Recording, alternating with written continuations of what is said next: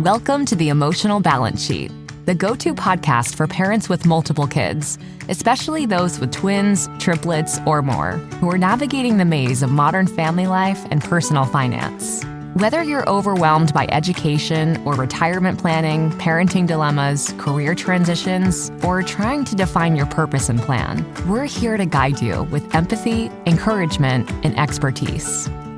Hosted by Paul Fenner, founder of Tama Capital, a certified financial planner and parent to 4 kids, including a set of triplets. Our podcast is your ally in the quest for financial peace of mind, proving that money matters, but family comes first.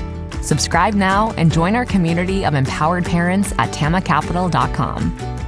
This podcast is for informational purposes only and should not be relied upon for investment decisions. Clients of Tama may retain positions in the securities discussed in this podcast. What does comprehensive financial planning even mean? At Tama Capital, it means a family office where lifestyle planning such as retirement, college, portfolio management, and tax prep and planning are all under one umbrella. But it goes beyond numbers. We focus as much on the emotional side of financial planning as we do on the financial side. We get you. We understand your challenges of building a family, business or career, and a healthy life. We are devoted to wealth planning for families like yours because we are you. Learn how our family can help your family by visiting tamacapital.com. Hi, and welcome back. This week, I'm going to try something new. It's going to be more of a visual conversation. So for the podcast listeners, I apologize, but sometimes a picture is worth 1,000 words. So I'll be sure to put the link to our YouTube channel in the show notes that you can access this conversation as well. But given the market turmoil that we've experienced, I wanted to show a few slides that I kind of go back to over and over during times like this. And these are data points and slides that I've talked to the families I work with throughout the years. And it really helps to calm some nerves, I think, to be able to step back from the noise of the day-to-day to look at the big picture and see what's really going on. So let me share my screen here and I'll get the data pulled up. And this first set of data that I want to talk about is holding periods matter. So for those watching, what you can see on the screen here are 1 day, 5 day, 10 day, 6 months, 3 months, 1 year, 3 year, 5 year, 10, a whole host of holding periods. And so what's really interesting about these data points is the positive return percentage from a 1 day look at the equity markets, the S&P 500 specifically, to a 30-year holding period. So when you look at it on a daily basis, the S&P 500 is basically a coin flip of either being positive or negative. But as you go out the timeline or holding period spectrum, that percentage keeps going up and up and up and up until it reaches 100%. So you can see here, by the time that you hit a 20-year holding period, the positive return that you're going to get is 100%. And it's 100% for 30 years as well. So what does that tell us? It tells us that on a daily basis, we're a coin flip from either being positive or negative. But if we stretch out our holding period, then our chances of being 100% go right up to 100%. And if you're looking at maybe a shorter term period, so like a 1 year holding period, that's a 75% chance that the S&P 500 is going to be positive. A 5 year is going to be 89%, a 10 year is going to be 94%, and a 15 year is going to be 98%. So again, this is something I've talked about, especially over the last few weeks, is making sure that your assets are aligned to your purpose and objectives.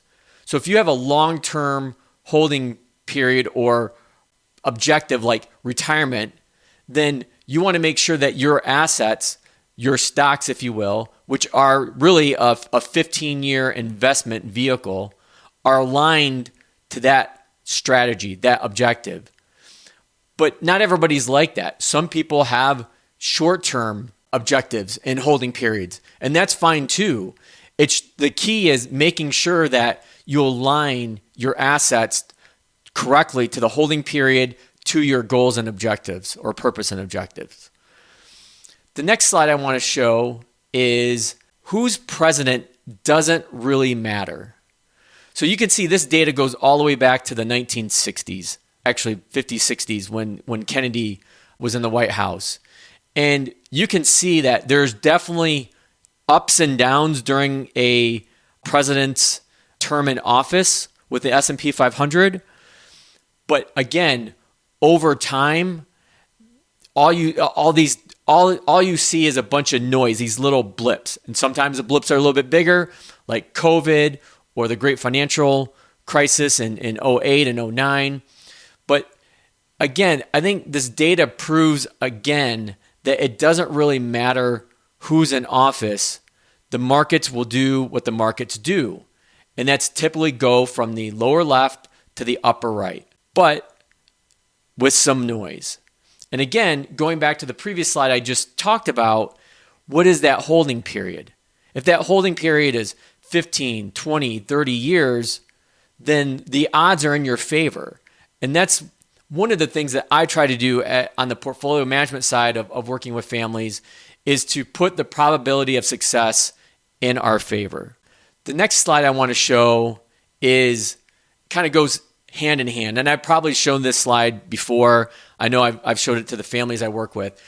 But there's always going to be a reason to sell. Sometimes it's harder to find a reason to buy, but there's always a good reason to sell.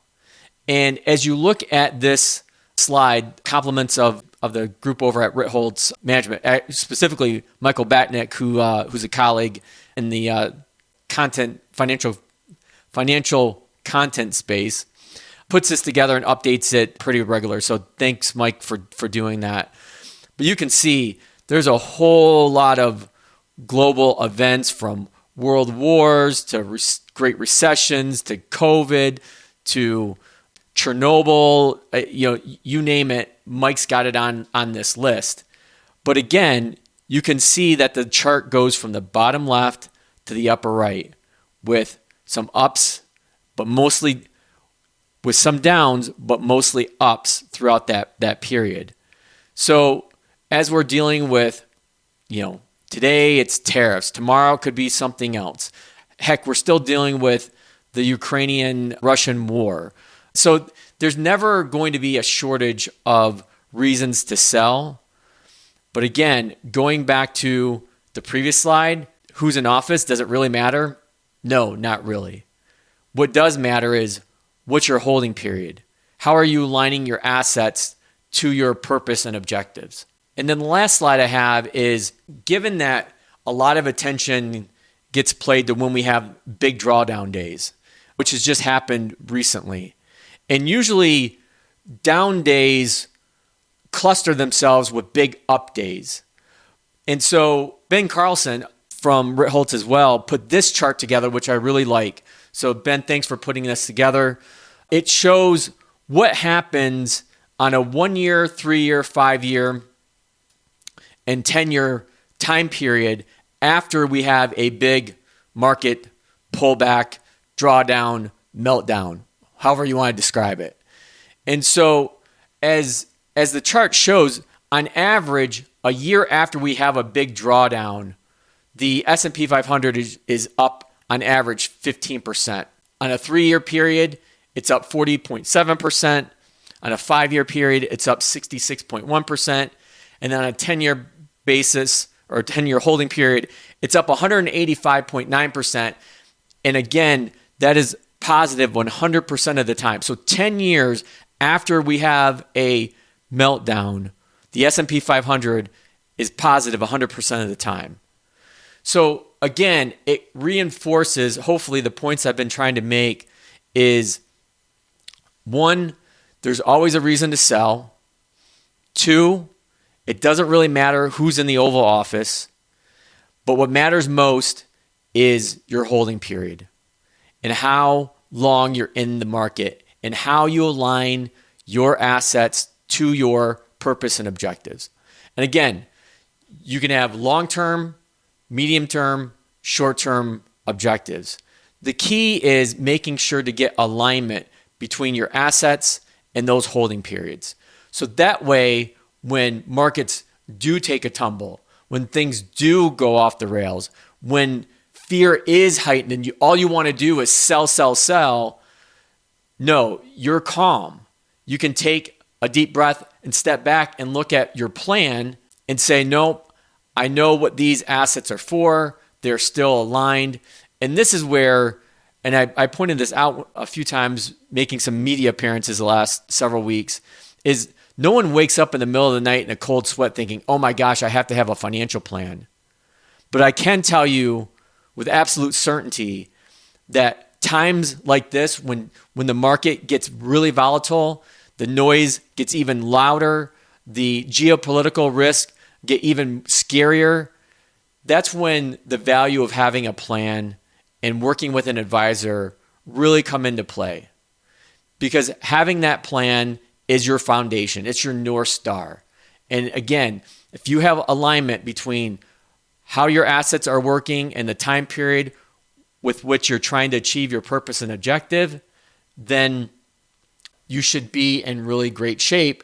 And it helps prevent you from panicking and doing something that could really cause significant damage to your financial plan. So with that being said, I hope you enjoyed the visuals today, trying to do something new, but I think these data points really help drive my point home about having a plan and making sure that it's aligned to how your assets are performing short-term and long-term.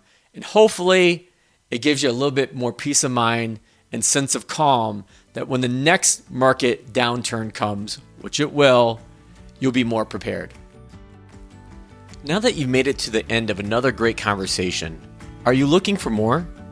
If so, head over to tamacapital.com where you will find all of our conversations. Use the search feature to find the topic or guest you would love to learn more about. Also, don't forget to make someone else's day by sharing our show. That's all for this week. We'll see you next time.